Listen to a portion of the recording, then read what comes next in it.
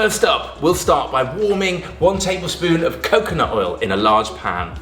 Then, of course, add your onions, 2 of them for this recipe, and some chilies for all those antioxidants and that heat, and the garlic cloves, which are just wonderful for your immune system. Soften all of that down, and then add some grated ginger, fresh turmeric, which has also been grated, packed with antioxidants, packed with goodness. Spices next, coriander, garam masala, and a cinnamon stick. Some red peppers to give us those lovely red phytochemicals. Some orange sweet potato, 600 ml of vegetable stock, because after all, we're making a soup. And now stir all of that together. And don't forget to season to taste. We're gonna add a touch of orange zest and orange juice, giving us all of that lovely vitamin C and an incredible flavor. And just cook that down until the potatoes are super soft. Next, you're gonna use your stick blender, but you could use a jug blender if you prefer, it might be quicker, and blitz it until it's smooth or as rustic as you like. That is a beautiful soup, and this thing tastes so good you won't believe it.